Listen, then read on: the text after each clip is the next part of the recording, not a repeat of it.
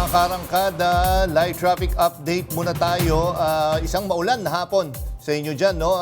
Nakikita nyo sa inyong mga screens ay ang traffic situation ngayon dyan mula sa kuha ng MMDA Metro Base.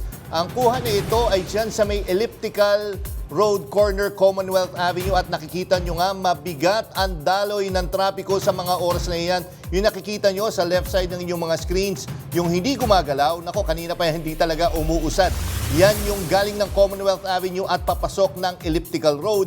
Samantalang nasa right side, yan naman yung galing elliptical road at papasok ng Commonwealth Avenue. Ang sinasabi na cause ng traffic dyan, kaya buhol-buhol ngayon, bukod sa umulan, ay may ginagawang inner lane dyan sa may circle, sa may elliptical road ngayong oras na ito. Samantala, ito naman ang sitwasyon dyan sa may EDSA, SM Mega Mall. Nako, mabigat ang daloy ng trapiko sa northbound lane. Ito yung mga galing ng Pasay, galing ng Makati, dumadaan ng Mandaluyong at papasok ng Quezon City. Ngayon, dahil rush hour nga ngayon, mabigat ang daloy ng trapiko at kanina nga ay malakas ang buhos ng ulan. Samantalang nasa left side ng iyong mga screens, yan naman yung southbound lane ng EDSA, yung mga galing ng Quezon City, papasok ng Mandaluyong at papasok ng Makati. Medyo mabagal din ang daloy ng trapiko.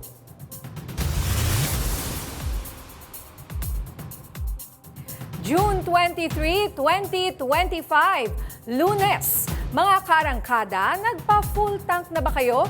Tandaan bukas ng umaga ang taas presyo sa produktong petrolyo. Pero dito sa Arangkada Balita, parating may kargadang maiinit na balita at impormasyon. Kasama niyo pa rin kami sa mga kwento ng bayan at lakas ng masa. Ako si Nina Corpus. Bawat komento, pulso ng bayan, importante yan sa amin. Bawat issue, dadaanan natin yan. Kagapay nyo kami sa mga usaping hindi dapat palampasin. Live tayo sa DZMM Radio Patrol sa East 30, 92.3 FM Radio Manila at lahat ng FMR station sa buong Pilipinas. Gayon din sa Signal TV Channel 31. Ako si Jack Batallones. Ito ang Arangkada Balita. Sa pool sa CCTV, e-bike driver, malapit ang binaril ng riding in tandem. Babae na ibinebenta ang malalaswang larawan ng kanyang mga menor de edad na anak online, arestado. Pangulong Ferdinand Marcos Jr. umalma sa panibagong pangaharas ng mga barko ng China sa Panatag Shoal. Hindi naman tayo nakikipag-away. Pero wag niyong binabangga yung mga mangingisda. Hindi ba? Huwag niyong kami hinaharang dun sa teritoryo namin. Yun, ipaglalaban talaga namin yan. Department of Foreign Affairs nanawagan sa mga bansang sangkot sa tensyon sa Middle East daanin sa diplomasya ang hindi pagkakaunawaan imbis na gyera. At grupo ng mga guro, buwis buhay na sinuong ang rumaragas ang ilog para makarating sa eskwelahan.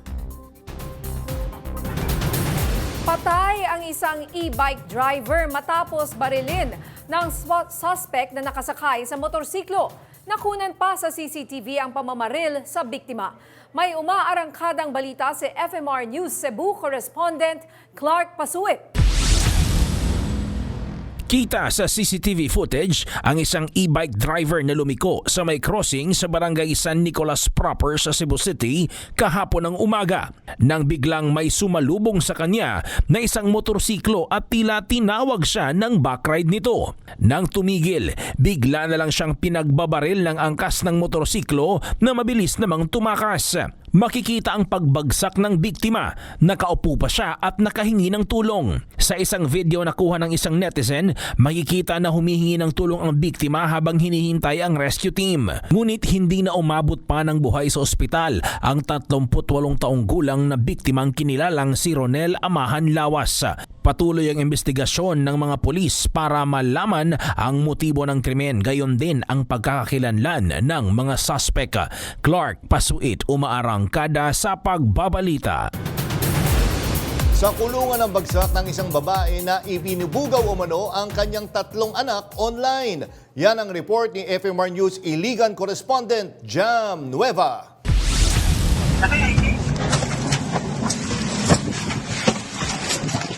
Hindi na nakapalag ang babaeng ito nang pusasan siya ng mga otoridad dahil sa reklamong pambubugaw umano ni alias Ani sa 3 niyang anak nitong Biyernes sa Purok 6, Barangay Tambacan, Iligan City. Base sa investigasyon, ibinibenta ng sospek sa mga banyaga ang malalaswang larawan ng kanyang mga anak kapalit ng pera. Accordingly, doon sa nakuha is may mga videos, pictures, mga hubad, no?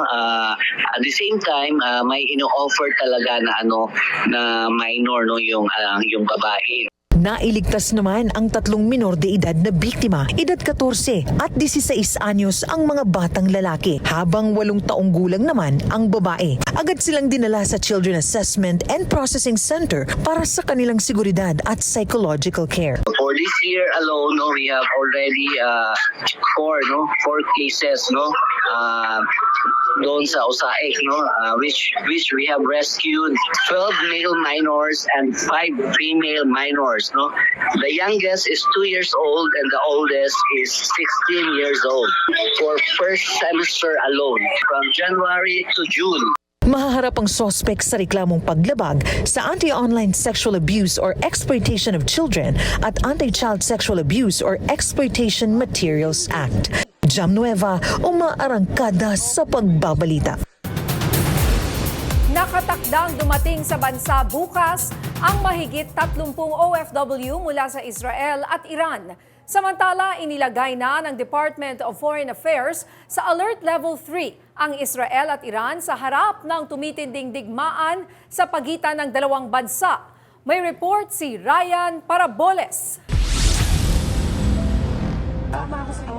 Mismo mga taga-embahada ng Pilipinas sa Israel ang naghatid sa 26 na OFW at isang turistang Pinoy sa border ng Jordan. Agad silang sinalubong ng mga taga-Department of Migrant Workers at mga opisyal ng embahada ng Pilipinas sa Jordan.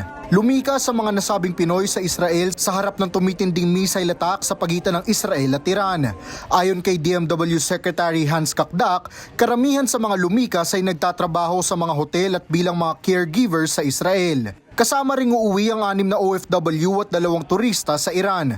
3 pang OFW mula sa Jordan at 1 OFW mula sa West Bank ang sasama rin sa pag-uwi ng grupo. Kahapon, pinuntahan naman ng Rapid Response Team ng embahada ang isang elderly care facility na naapektuhan ng bumagsak na missile matapos na gumanti ang Iran sa ginawang pambobomba ng Amerika sa 3 Iranian nuclear sites. Sa kabutihang palad, walang nasaktan sa mga Pilipino at kanilang mga alaga roon dahil pumasok sila sa bomb shelter. Agad din silang inilikas sa isang lungsod sa Israel. Dahil dito, nadagdagan ang bilang ng mga Pilipinong nagpahayag ng kagustuhang umuwi ng Pilipinas. In terms ng forthcoming repatriation, meron kaming confirm na 50 na in the coming days, i-repatriate ulit namin.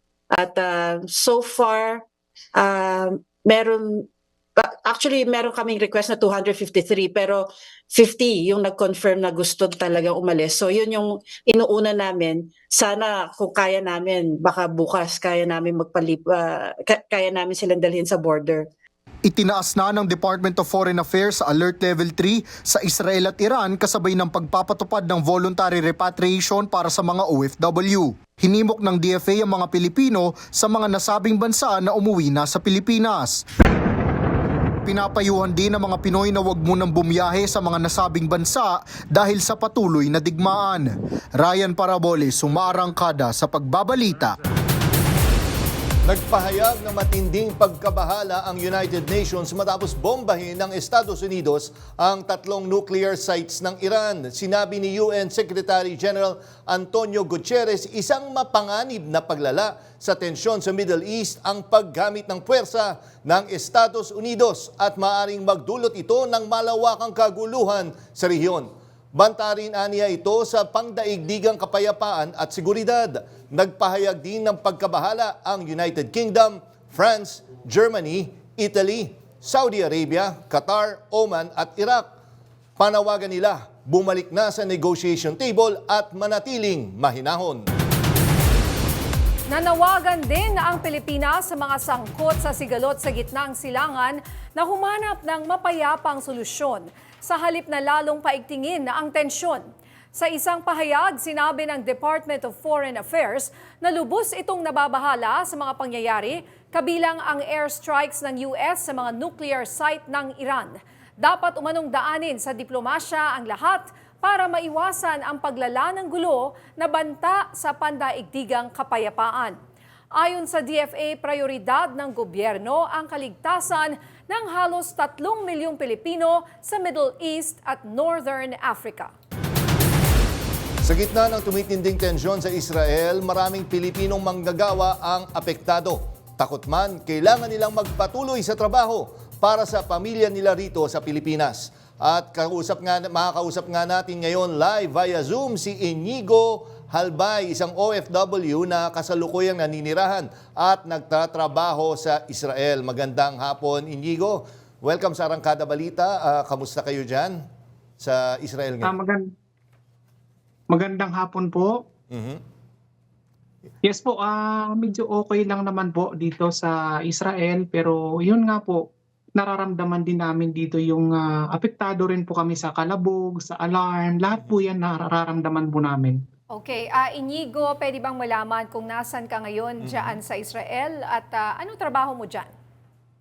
Ako po ay isang caregiver, full-time caregiver po. Ako ay nakatira sa Kiryat Ono, malapit lang sa Tel Aviv. Almost siguro kung nakakotse ka, siguro mga 20 minutes away lang siya galing sa Tel Aviv. Inigo, ganito, no? Gaano ka nakatagal nagtatrabaho dyan? At kumbaga, ito yung mga ganitong kaguluhan. Marami nagsasabi, mga partner ninyo, pag ako nag-i-interview, sinasabi, sanay na sila sa mga ganitong gulo. Ikaw ba, gaano ka nakatagal dyan? At masasabi mo ba na maraming Pinoy talaga yung sanay na sa mga ganitong klaseng mga tensyon or gulo? Para sa akin, magpipitong taon na po ako dito, halos 7 years na ako dito, sa mga nakaraan na mga naranasan ko kasi simula nung 2023, noong October 7, ngayon medyo kakaiba siya kasi ang kalaban nila ngayon is Iran, medyo iba talaga siya, mas malakas talaga siya. At nararamdaman talaga namin na mas malaki talaga yung mga bumabagsak dito ng mga missiles, nakakakaba talaga. Nung dati nga, hindi kami talaga tumatakbo doon sa shelter na pinagtataguan namin. Pero ngayon, pumupunta talaga kami doon kasi kung makikita sa balita, pag once po talaga na tinamaan, napakadelikado talaga niya. Oo. So kumbaga, kailan yung huling narinig mo na siguro bomba o ingay na atake mula sa Iran na dyan, Inigo? Ngayong umaga lang po, nakarinig po tayo ng napakalakas na alarm, tapos kalabog, talagang ramdam po namin dito sa lugar namin. Kailan yung huling ganyan? Kasi kung, di ba, yung last naman na, na kaaway ng Israel yung Hezbollah, no? Diyan sa Gaza, Yes po. no? Ito, ibang superpower. Masasabi ba natin superpower? Ibang kalaban itong Iran, eh. Yes po, iba talaga siya. Talagang, kumbaga, yun nga, sinasabi niyo po, medyo superpower talaga siya kung ikukumpara natin sa Kung Hamas, ikukumpara sa Hezbollah, or Hamas. Yes po, iba Oo. talaga siya, iba talaga siya. Pero yun nga, Inigo, nung nagkaroon ba ng gulo with Hamas noon, nagpasya ka bang umuwi noon o hindi? Pero ito, sa pagkakataong ito, sinasabi mo, mukhang mas matindi yung kalaban ng Israel. Gusto mo bang umuwi, bumalik na dito sa Pilipinas o may iiwan ka pa rin dyan? Para sa akin, kung sa decision ko po talaga, para sa ngayon, kaya pa naman nilang i-manage kasi kami mga OFW dito, napakalaki talaga ng tiwala namin sa gobyerno nila. Dahil sa tagal na nilang nai-encounter yung ganitong problema, alam na talaga nila yung gagawin. At hindi pa naman dito talaga nagki-chaos talaga, okay pa naman dito. Kaya andito pa rin ako, hindi pa rin ako magpapasyang umuwi. Pero kung talagang yun na talaga yung medyo magulo na talaga, andun na yung panahon talagang uuwi na kami dahil po talaga sa hirap sa buhay sa Pilipinas, napakahirap naman po talaga mag-decide. At yung isa pa talaga ditong problema na hindi nababanggit ng mga ilang OFW dito, sa lahat po, kaalaman po ng lahat, ang pinakarason po talaga dito, bakit hindi kami umuwi ng basta-basta, once po kasi kami mag-exit dito ng for good, hindi na kami pwedeng bumalik ng Israel. Hindi na talaga. Ganon. Yun po ang hindi nababanggit. Kahit na may reason kasi may gulo nga, di ba? Binobomba na ng Iran ng Israel, di ba? Kahit na ganon ang sitwasyon, ay hindi siya pwedeng excuse para bumalik po kayo uli dyan? hindi po talaga gano'n kadali, eh. Kung baga magpapaalam ka sa amo mo ngayon, uuwi ka, sino naman magbabantay? Kasi bilang isang caregiver po talaga, full-time live-in caregiver kami. Kumbaga nakatira kami sa isang bahay. Kagaya ng inaalagaan ko ngayon, hindi naman siya makalakad, bata siya na galing sa aksidente, hindi man siya makalakad, sino naman ang magbabantay sa kanya? Kaya dalawa lang ang choice mo. Mayroon kang choice ngayon. Pwede ako umuwi ngayon, wala naman sila magagawa kasi right ko yun. Pwede ako magsabi sa kanila, uuwi na ako ng Pilipinas at hindi ko na kaya. Wala silang magagawa nun, makikipag-coordinate ka lang. Pero for good na yun. Wala nang balikan yun. At ang magsabi ka ng for good nun, wala na talaga. Single entry lang kami sa Israel. Hindi na kami makakabalik dito. Kumbaga, kahit na ganyan pala ang sitwasyon, kung ako rin ang nasa sitwasyon mo, Mahirap talaga mag-decide. Inigo ang... Oo. kasi Mahirap parang uwi na mag-decide. kayo, may bomba na dyan, hindi naman ganun Hindi pala kadali. ganun kadali. Oo. Pero Inigo, ganito, Hindi ko ganun. ikaw nagsasalita ka na sabi mo, medyo okay pa, kaya pa. Pero kamusta yung mga kasamahan mong Pinoy dyan? May mga nakakausap ka rin ba na takot na at gusto na umuwi dito? Meron akong mga dito kasi nagbablog ako. Meron akong mga nakakausap ng mga Pilipino dito na natamaan talaga sila. Meron akong mga Pilipino dito na inilipat na sila ng ibang lugar kasi meron dito malapit sa aming Ramat Gan. Siguro mga 10 minuto lang galing dito sa lugar namin. Kaya medyo nakakatakot yung lugar ko kasi kung titingnan natin yung mga natatamaan, meron dito talaga napakalapit na sa amin. Wala po talagang safe ditong lugar sa amin ngayon sa Israel. Walang safe. Depende po kung saan tatamaan kasi sila pag nagpalipad sila dito, wala silang sinasabing tatargetin namin to. Wala. Papaulanan kami dito. Swerte ka kung hindi tatama sa lugar mo. Kaya talagang dapat magtago ka talaga agad. Meron dito mga kababayan natin dito mga nag-decide ng umuwi, marirepatriate na sila. Pero yun nga, talagang apektado talaga sila. Well, sige, Inigo, no? Baka may panawagan ka sa mga kababayan natin o yung mga may kamag-anak dito sa Pilipinas, di ba? Oo, nag-aalala. Nag-aalala sa mga kasamahan nila dyan or kamag-anak nila dyan, ano? Ano ba? Para bang business as usual naman dyan? Kumbaga, pwede ka pa rin pumunta sa grocery, pwede kang lumabas, may pasok pa rin, pumapasok sa eskwelahan yung mga bata. Kasi pag tinignan mo yung balita, no, ang iniisip mo, parang Magulo talaga. nagtumigil ang buhay eh. Pero ano ba talaga ang sitwasyon dyan? Ang sitwasyon talaga namin dito, yung realidad talaga ng sitwasyon namin dito, yung paglabas talagang kung hindi naman importante, huwag ka munang lumabas kasi para hindi ka na, kung dito lang kami sa loob ng bahay, mabilis ka makapunta sa shelter. Mayroon kasi kami ditong ground floor, yung parang malapit doon sa underground na pwede kaming pumunta doon. Pag nandun ka na sa loob, safe ka na talaga doon. Kaya huwag munang lumabas kung hindi naman talaga mahalaga at importante. Kaya yung amo ko ngayon, cancel lahat yung mga therapy niya, yung mga check-up niya, nasa bahay lang kami. Tapos yung panawagan ko naman sa Pilipinas na may mga kamag-anak sa Israel, ipag-pray nyo lang na sana tumigil na to. At siyempre, kumustahin nyo rin paminsan-minsan kasi hindi po ganun kadali ang pinagdadaanan ng mga OFW ngayon dito. Minsan talagang may iyak ka na lang sa sobrang takot na hindi mo alam kung anong gagawin mo.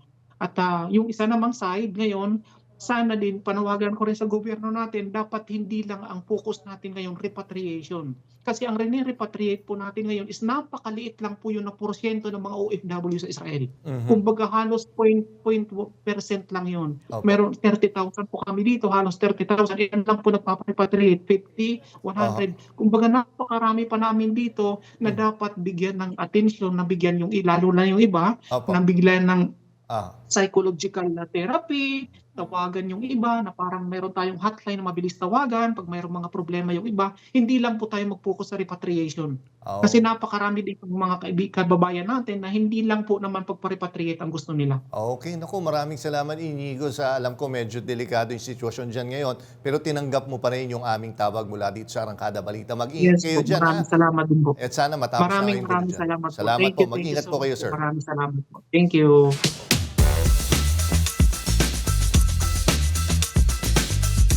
Tanong ng marami, apektado ba ang Pilipinas sa gulo sa Middle East? Handa ba tayo kung magkaroon ng mas malawak na kaguluhan dyan sa rehiyon? Makakasama natin ngayon via Zoom si former National Security Advisor, Secretary Clarita Carlos, para talakayin kung paano tinutugunan ng gobyerno ang mga isyong ito. Magandang gabi po, Professor Clarita. Maraming salamat po sa pagpapaunlak ng interview ngayong gabi. Welcome sa Arangkada. Magandang gabi sa inyo. Okay, ma'am, para po sa kabatiran ng mga nanonood ngayon at nakikinig sa atin sa DZMM, marami kasing bersyon sa social media tungkol po sa pinagmulan ng gulong ito sa pagitan ng Iran at Israel. Pwede niyo po bang sabihin sa amin kung ano ba ang punot dulo nito? Napakahabang kasaysayan yan, pero siguro paiksain na lang natin. Nag-umpisa siguro to nung natalo ang Ottoman Empire noon ng mga Western powers at isa sa mga naging biktima nito yung lugar na ang tawag ay Palestine. Palestine dati, na ngayon nakikita niyo sa mapa Israel, ay ang mga naninirahan doon ay mga Palestino at mga Arab Palestine and mga Jews, no? Pero nung 1947 ay minabuti ng Great Britain na ito ay lisanin, at sa pagkalisan niya ay nagdesisyon ang United Nations na i-divide yung Palestine into two. Isa sa Palestinian at isa sa mga Israeli. Sapagkat ang mga Israelis ay galing sa iba't ibang bansa na yung pinapapatay ni Adolf Hitler noon, ay marami sa mga Arab countries ang ayaw sa Israel at kaya sinabi ni Yasser Arafat noon na ang gusto niya ay malunod ang mga Israeli sa Mediterranean Sea kasi nakaharap ang Israel sa occupied territory sa Mediterranean Sea. Kailangan nating malaman itong malalim na kasaysayan nito kasi hindi po pwedeng nakikinig na lang tayo lalo na sa mga propaganda para makita natin na malalim talaga ang pinagmula ng sigalot na ito. No? Nakita niyo sa mapa, nakikita ko may mapa din kayo dyan. Ang layo-layo ng Iran sa Israel, di ba? Oo nga po. Opo. Okay. Bakit nangyari na nagkaroon ng ganitong hidwaan sa kanilang dalawa? Actually, dati, in the past, ang Iran ng Israel at napaka-close ng kanilang relationship. No? So close na marami talaga silang areas of cooperation. Unfortunately, merong nangyari sa Israel na kung saan ang kanilang elected president ay itiniwalag ng CIA at saka ng British intelligence sapagkat dinationalize niya ang British Petroleum. Kasi ang Great Britain na lang ang nangunguha ng langis ng Iran at ang mga Iranians ay mahirap. No? So magmula noon, nilagay na si Shah of Iran na siya namang nagbigay daan na naman sa mga British na i-exploit uli yung kanilang oil. At pagkatapos no, na-overthrow naman siya kung kaya't pumasok yan si Khomeini at ito yung kanyang pangalawang, yung sumunod sa kanya si Khamenei ngayon. Diba? Okay, bakit ko sinasabi yung ganitong kasaysayan? Kailangan kasing maintindihan niyo yung kasaysayan para malaman ninyo kung bakit ang Israel bigla na lang habang nagne-negotiate ang US at saka Iran ay bigla na lang niyang sinugod ang Iran at nagkaroon na ng tinatawag na preemptive strike. Okay, kung dilimiin mo yun, bakit preemptive? Kasi mukhang natatakot ang Israel, ako bilang observer, bilang scholar, na magkaroon na naman ng ugnayan, ng agreement between US and Iran na ayaw niyang mangyari. Kasi more than 33 years na niyang sinasabi na ang Iran ay threat sa kanya. Pero ewan ko kung nadinig yung istorya, yung IAEA, International Atomic Energy Agency, takasang sinabi na walang kapabilidad at walang motibo ang Iran na mag-produce ng bomba. So kung yun, unfortunately, hindi ito pinapaniwalaan ni Netanyahu. At actually, si Trump din, unfortunately, nung nagka-campaign siya, sabi niya ayaw niya ng war, gusto niya matapos ang Ukraine, gusto niya matapos ang Gaza. Biglang hinila ang paa niya ni Netanyahu dito sa giyera na to. Kanya, andito tayo ngayon. Oo nga po. Yun nga, Ma'am Professor Carlos po, kanina binanggit nyo, di ba, nagkakaroon pa dapat ng usap itong Iran at Estados Unidos. Nagulat ba kayo dahil biglang nang himasok itong Estados Unidos? Considering nga, tama kayo, doon sa campaign ni Trump ay sinabi niya ayaw niya sa giyera. Ba't kaya nagkaroon ng change of heart? Nagulat ako doon sa preemptive attack ng Israel sa Iran. So, kung gusto mong himayin yon, nakikita siguro ng Israel na magkakaroon na naman ng agreement tulad nung nangyari nung kay Obama na ginaranti nila na ang Iran ay hindi magkakaroon ng bomba. No?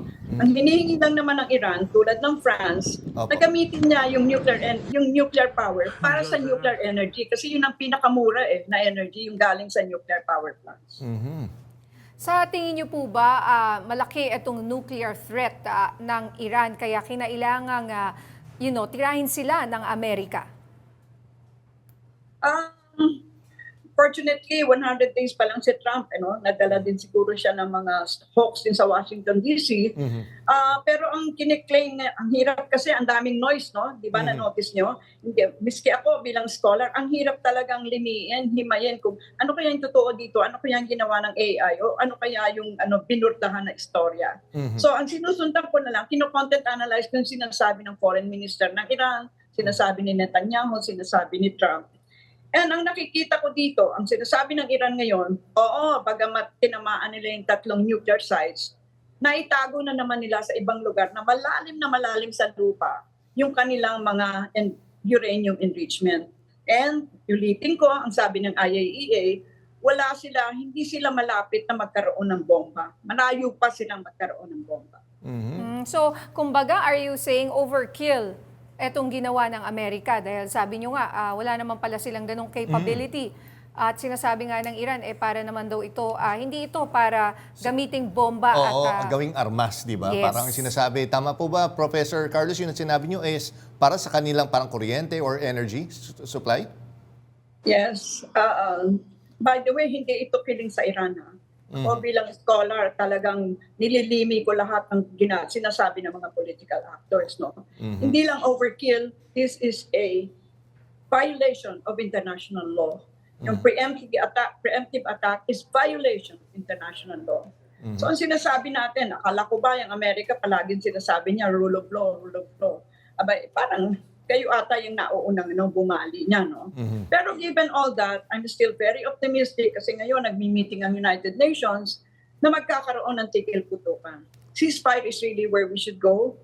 Otherwise, nagbanta na ang Russia, nagbanta ang China, nagbanta ang Turkey, nagbanta ang North Korea. Huwag nating palawakin na ang gera. And I'm sure even Trump himself doesn't want war. Well, so are you optimistic, Professor Carlos, na madi-de-escalate to? Kumbaga yun nga, sabi nyo, pwede pa tayo bumalik sa negotiating table? Guardedly optimistic. But what has been lost is trust. Kasi nakipag-usap na yung Iranian sa US eh. Nag-uusap sila sa Oman. Dapat nga sila mag-usap ng Sunday, Monday? Kahapon dapat. Opo. Kahapon dapat mag-continue yung kanilang negotiation. Pero ang nangyari, ang isa sa mga unang pinatay ng Israel, yung top negotiator nila na nuclear scientist. Isa yun dun sa mga 4 na namatay nung unang salvo, di ba? Nung unang preemptive strike. Yeah. Kaya talagang kailangan bantayan. Kaya ang tanong po ng ating mga kababayan, paano po ito makakaapekto sa ating bansa? Knowing na alay po tayo ng Amerika. Ano po ang maaaring epekto nito sa ating mga kababayan? Hindi lang dito sa Pilipinas, kundi sa ibang bansa. Oo. Well, pinapakinggan ko yung ini-interview nyo kanina sa Israel at kitang-kita ko yung nagtatagis ang kalooban niya na alam niyang isa sa pinakamataas kasi na sweldo ng caregiver ay Israel. I think pinakamataas nga siya, no? And nasa 100,000, no? Na hindi nila makukuha pag dito sa Pilipinas. Yan ang dilema. Nakita mo siya, alam niyang palapit ang bomba sa kanila and yet ang kanyang kalooban ay conflicted siya. Aalis pa siya o hindi kasi pag umalis siya, mahirap na siyang bumalik. So yun ang unang concern natin. Sabi niya 30,000 ang Filipinos diyan, marami ding Filipinos sa Iran. And there are millions of others in Jordan and in Saudi Arabia, etc. Siguro yun ang unang concern natin, protection of the Filipinos there. Kasi mahirap na din silang lumikas kasi pati airports ata nila ay nasira, no? Nakita niyo naman sa mapa, ang layo ng Cyprus. Kasi yung mga lumilikas from Israel sa Cyprus nagpupunta, nasa gitna ng Mediterranean Ocean, yung Mediterranean Sea, no? Cyprus. Pangalawa, kasi kahapon parang sinabi ng Parliament ng Iran na isasara nila yung Strait of Hormuz. Alam mo na parang 20% ng oil nagdadaan dyan sa Strait of Hormuz, although merong part dyan na talagang sa Oman naman kasi dalawa yung nakaharap sa Strait of Hormuz. So kapag yan ay nagkaroon ng blockade, alam nyo na yung tama dyan sa ating gasolina, no? And yun nga, parang nakalagay sa dyaryo na magdadagdag ng 5 pesos bukas. So marami akong mga kaibigan dito, nag-carry pa siya, nag-full tank. Sabi ko, Oo nga po. Ilang araw na lang ba yung full tank ninyo? Siyempre, no? So, makikita mo yun ang talagang immediate effect sa atin kasi napakalaki tayo na nakasandal tayo sa oil imports. Ayun Yun nga. yun ang dalawang epekto sa atin. Okay, at bilang panghuli na lang po, natanong para po sa inyo, Professor, paano ba natin ginagabayan ng ating mga alyansa tulad ng sa US habang pinapanatili po ang ating independent foreign policy dito po sa Pilipinas? Siguro, yung word na independent, hindi akma dyan, dapat interdependent foreign policy. Wala naman tayong dapat ikabahala dito sa mga EDCA sites dito ng Amerika dahil ally tayo ng Amerika dahil sa Mutual Defense Treaty. Siguro if at all, mangyayari lamang na masasama tayo dyan pag nag-move ang China sa Taiwan at maaring mahila ang paa natin niyan ng Amerika dahil ally tayo ng Amerika. Pero malayong mangyari yun. Less likely. Okay, naku, maraming salamat po, Professor Carlos, sa insights niyo po tungkol nga dito sa nangyayari sa Middle East. Salamat po sa inyong oras at good evening po, Professor. Good evening sa inyong dalawa. Hindi na palalampasin pa ng Pilipinas ang paulit-ulit na pangaharas ng China sa mga mangingisdang Pilipino. Mismong si Pangulong Ferdinand Marcos Jr. ang nagsabing hindi tayo naghahanap ng gulo pero ipaglalaban natin ang ating teritoryo. May report si Cherubim Ganaden.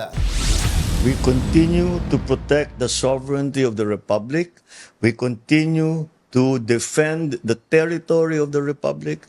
And we continue to protect and defend the people. Matapos muling gamitan ng water cannon ng China Coast Guard ang mga barko ng Bureau of Fisheries and Aquatic Resources sa Panatag Shoal, umalma si Pangulong Ferdinand Marcos Jr. Giit niya, walang intensyon ng Pilipinas na makipag-away pero hindi rin ito uurong sa karapatan sa West Philippine Sea. Hindi naman tayo nakikipag-away. Pero wag yung binabangga yung mga mangingisda. Hindi ba? Huwag niyong kami hinaharang dun sa teritoryo namin. Yun, ipaglalaban talaga namin yan. Sa insidente nitong Biyernes, tinangkang sagasaan ng China Coast Guard ang BRP Datu Taradapit habang namimigay ng fuel subsidy sa mahigit 20 bangka ng mga Pilipino mangingisda. Ayon sa PCG, 6 na CCG vessels, 2 warships ng China at ilang maritime militia ang humarang sa operasyon ng BFAR. Sabi ni Marcos, hindi siya papayag na kahit 1 pulgada ng teritoryo ay makuha ng China. Ibigay mo yan, bibigay mo ng, like they say, you give them an inch, they'll take a mile.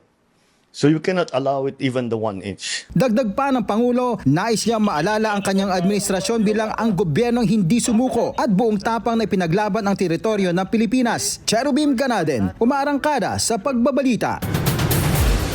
Epektibo na ang malakihang oil price hike bukas, June 24. Higit 5 piso ang itataas ng presyo kada litro ng gasolina. Posible umanong lumagpas pa ng 5 piso kada litro ang dagdag presyo sa diesel, habang nasa 320 hanggang 340 ang taas sa gasolina. Paliwanag ng Department of Energy, dulot ito ng tensyon sa pagitan ng Iran at Israel na nakakaapekto sa Strait of Hormuz na dinadaanan ng mga oil tanker. Inanunsyo naman ng Sea Oil na magsasagawa ito ng staggered price adjustment batay sa galaw ng pandaigdigang merkado. Ayon sa Sea Oil, layunin ng hakbang na ito na hindi sabay-sabay maramdaman ng mga motorista ang bigat ng pagtaas ng presyo at mabigyan ng kaunting ginhawa ang publiko. Abangan ang full schedule ng price changes sa ipapatupad simula Martes, Hunyo or June 24.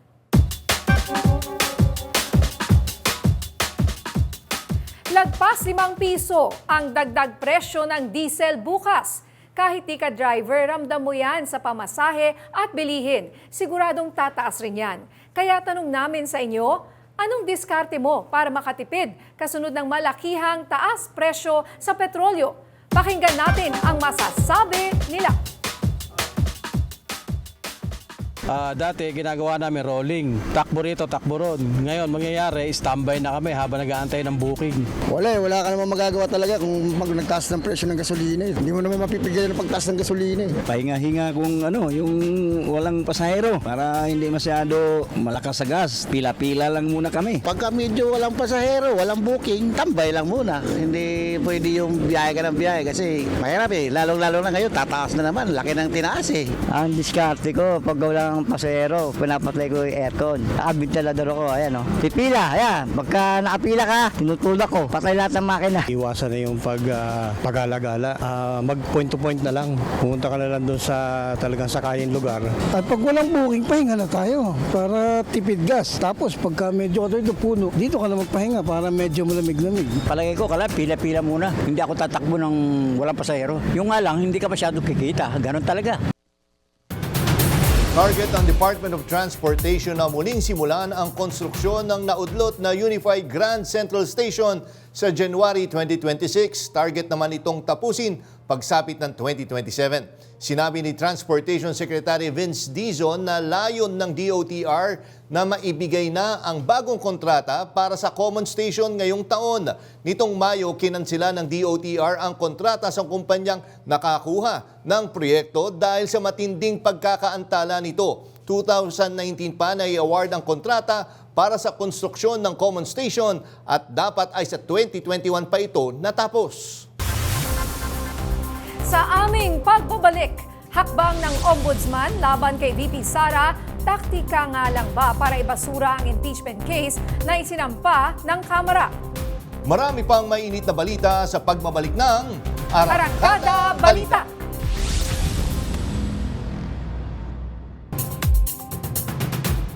House Prosecution Panel umaasang hindi pangungunahan ang impeachment court sa paglabas ng desisyon laban kay VP Sara Duterte. At kaugnay ng balitang yan, makakausap natin sa linya ng telepono si FMR News Senior Correspondent Willie Delgado Jr. Willie, ano yung detalye tungkol sa panawagan na ito ng Kamara?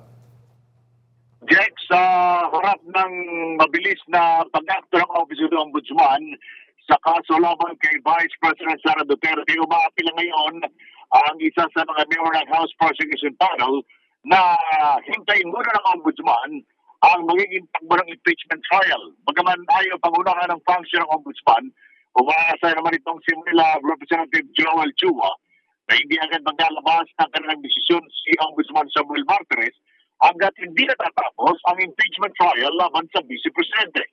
Hindi Chua, marami silang kailangan ipresenta sa impeachment trial para mabusisi ng gusto gaya ng mga dokumento, mga testigo at mga respondent sa kaso. Natutulong niya ang lahat ng ito sa panahong mag-iimbestiga ang Office of the Ombudsman. Kumpiyansa naman si Congressman Chua na magiging patas ang Ombudsman sa kanilang desisyon sa kabila ng mga negatibong spekulasyon patungkol kay Ombudsman Samuel Martires na appointee ni dating Pangulong Rodrigo Duterte na ama naman ni Vice President Duterte. Wala rin nakikita conflict si Chua sa galaw ng Ombudsman dahil para sa kanya, magkaiba ang trato sa kaso kung saan pananagutang kriminal ang hinahabol ng Ombudsman habang pananagutan ang pag-uusapan sa impeachment trial ng mga panahong nakaupo ang isang opisyal. Para kay Chua, sakaling agad makakita ng probable cause ng Ombudsman laban kay VP Sara, welcome development din ito sa kanya, especially sa impeachment trial, dahil lalabas na malakas talaga ang ebidensya laban sa pangalawang Pangulo ng Bansa. Gayman, naniniwala si Chua na hindi muna magsasagawa ng full-blown investigation ng Ombudsman kung pagbabasihan ng jurisprudence ng Korte Suprema sa Ombudsman versus Court of Appeals, kung saan sinasabi ng Korte Suprema na hindi maaaring kasuhan ng isang impeachable officer hanggat hindi ito na-impeach. Check. Bago ka namin pakawalan, may balita ka ba dyan kung sumagot na ang Vice Presidente tungkol doon sa impeachment complaint laban sa kanya? Kasi alam natin ngayon yung deadline. Eksakto, Jack. Mag-alas 4 kanina o eksakto alas 3:53 ng hapon. Ngayong araw na ito ay formal na tinanggap ng House of Representatives ang answer ad cautelam ni Vice President Sara Duterte. Ito may kinalaman pa rin doon sa impeachment complaint laban sa kanya.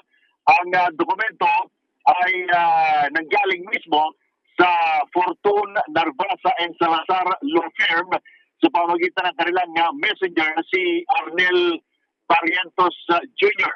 Ito yung kinumpirma nitong si Attorney Princess Abante ang kapagsalita ng mababang kapulungan ng Kongreso.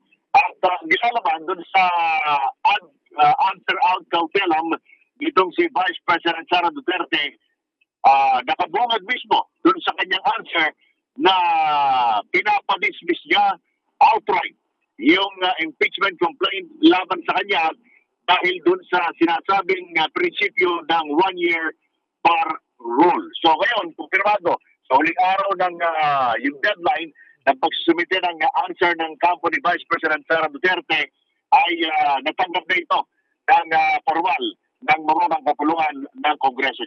Okay, nako, partner ninyo, may ano ko ba kay Willie? Alam ko, kailangan pa niya i-review yung mga dokumentong yan eh. Sige, maraming salamat, partner Willie Delgado. Alam ko, pag-aralan mo natin yung dokumentong kakalabas lang ngayon. Salamat.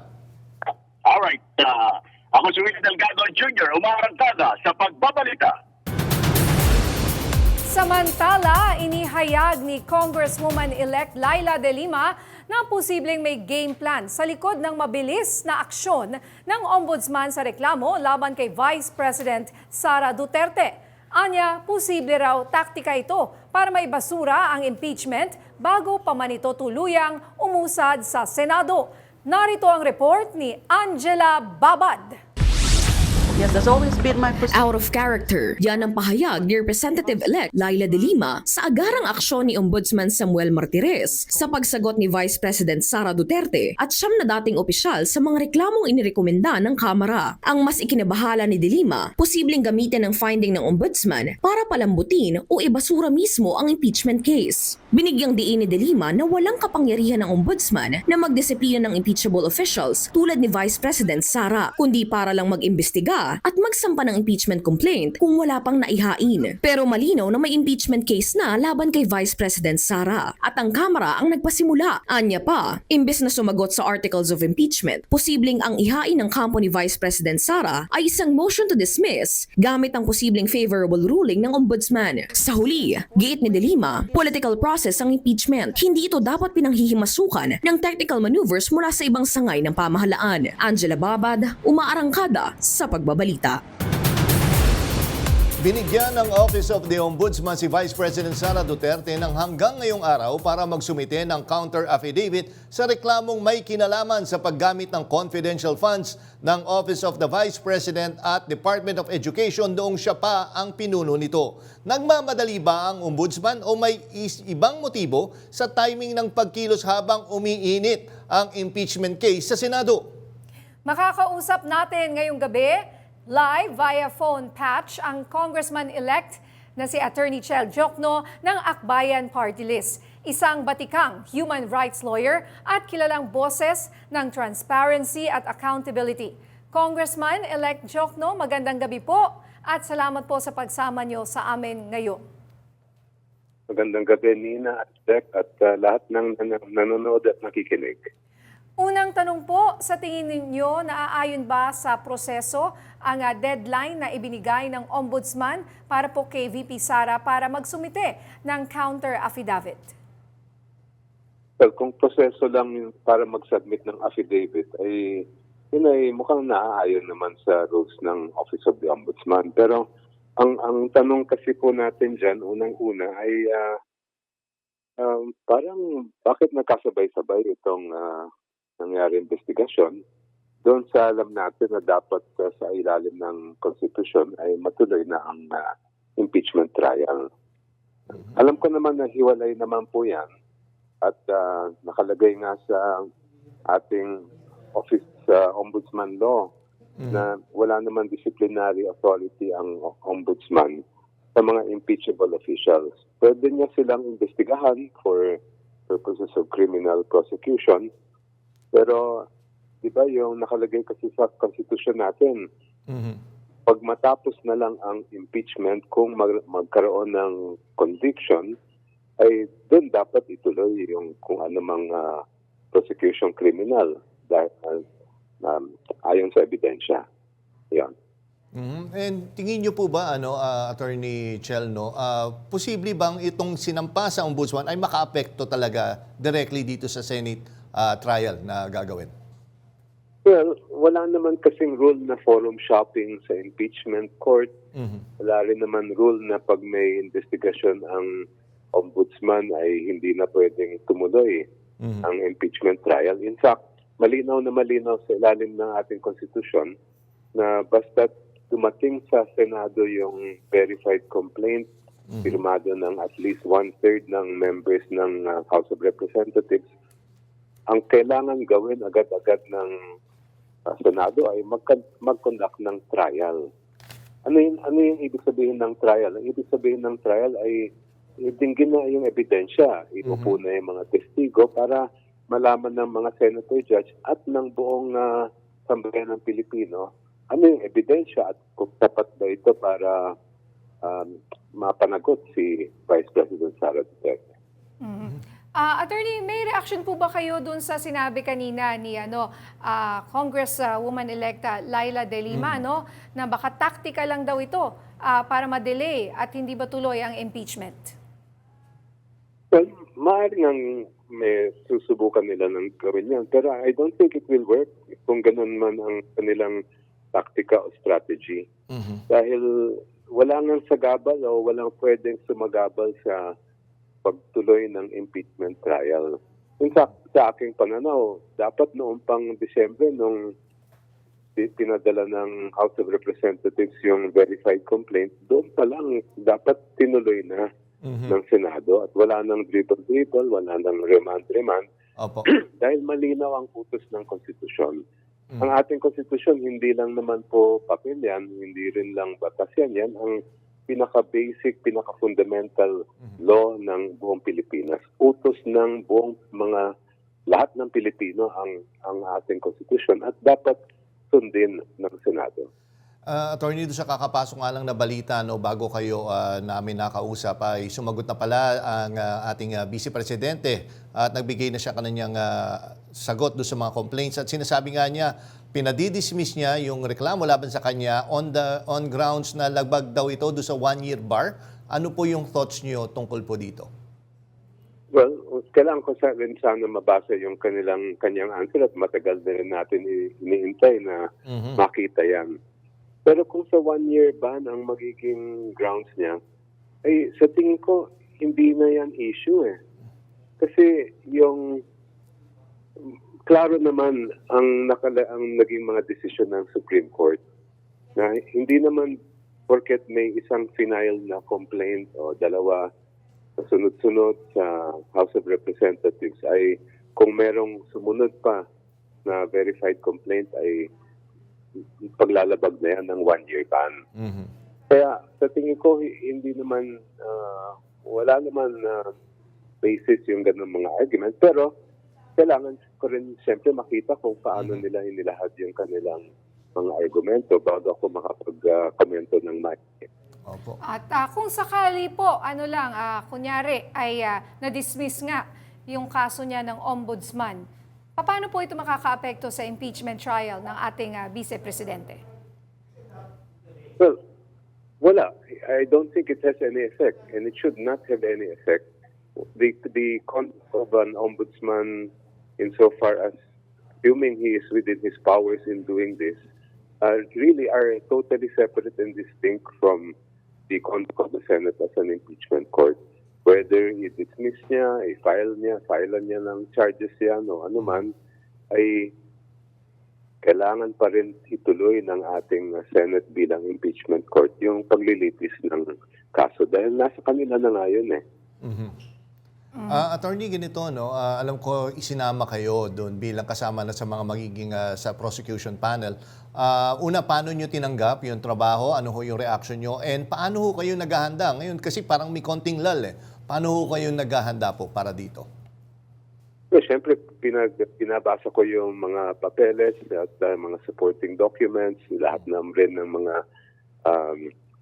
kadami-daming mga ebidensya, supporting evidence. At the same time, ay kailangan din na natin pag-isipan kung paano ba yung magkakaroon ng mga strategiya at taktika sa darating na trial. Siyempre, hindi ko mamabulgar ito sa inyo. Dahil pag sinabi ko sa inyo, malalaman ng defense po yan. Pero yun ang isang very important aspect ng isang impeachment trial. Ang impeachment trial, halos wala naman pinagkaiba yan sa court trial. Pero siyempre, iba ang judge. Kasi ang judge natin sa typical court case ay lahat ay abogado. Ito naman ay iba-iba, no?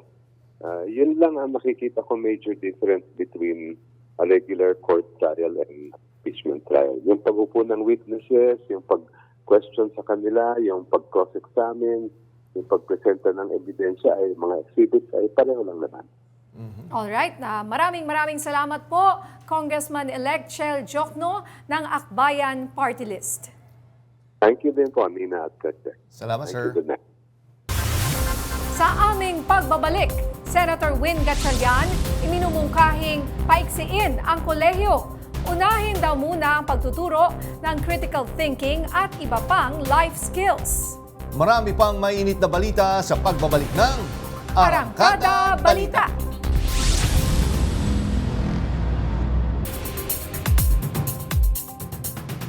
Nilinaw ng Department of Health na wala pa sa Pilipinas ang bagong COVID variant na NB1.81 o Nimbus.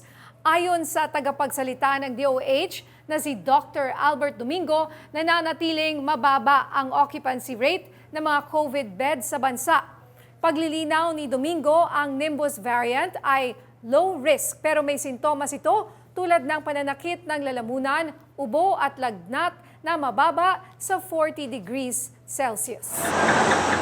Ang outlook ng WHO dito sa NB181 ay low risk pa rin. Ibig sabihin po, yung bilang ng mga tao bagamat dumadami, ang kanilang mga simptomas ay mild pa rin. Yung pagka-ospital ay hindi tumataas. Gustong paikliin ni Senator Sherwin Gatchalian ang college education sa Pilipinas. Ayon sa senador, nakatakda siyang maghain ng panukalang batas sa 20th Congress para bawasan ang taon sa kolehiyo. Depende sa kurso. At ibababa na lang sa senior high school at ilang general education subjects. Gate ni Gatchalian, dapat tuparin ng gobyerno ang pangakong paiksiin ang kolehiyo mula nang ipatupad ang dagdag na 2 taon sa high school sa ilalim ng K-12 program. Kasabay nito, iginit niyang dapat unahin ang pagtuturo ng critical thinking, communication, problem solving at creativity sa mga estudyanteng senior high school.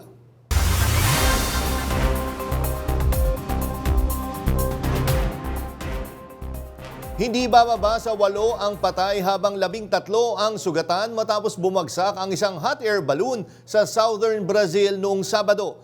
21 ang sakay ng hot air balloon nang abutin ng sakuna. Ayon sa piloto na isa sa mga nakaligtas, biglang umapoy ang loob ng basket kaya nagpasya siyang ibaba ang hot air balloon. Nang malapit na lumagapak sa lupa, sinabihan niya ang mga pasahero na tumalon. Iniimbestigahan pa ang insidente pero suspendido na ang operasyon ng kumpanyang may-ari ng hot air balloon.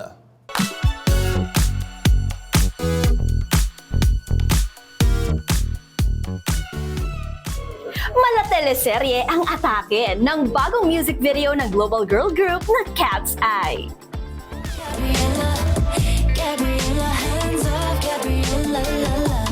May opening skit pa nga with Hollywood actress Jessica Alba as the high-powered CEO ng Gabriela Enterprise. Searching kasi siya ng next Gabriela successor. Pero nauwi yan sa catfight ng Cat's Eye members. Ang dramatic music video with sultry energy, #1 sa trending for music ng YouTube. Ang Gabriela ay isa sa tracks ng kanilang upcoming album na Beautiful Chaos.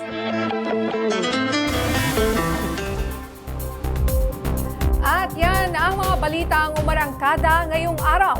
Ako si Nina Corpus. At ako naman po si Jack Batallones para hindi mahuli sa usapan, kapit lang hanggang sa susunod na Arangkada Balita!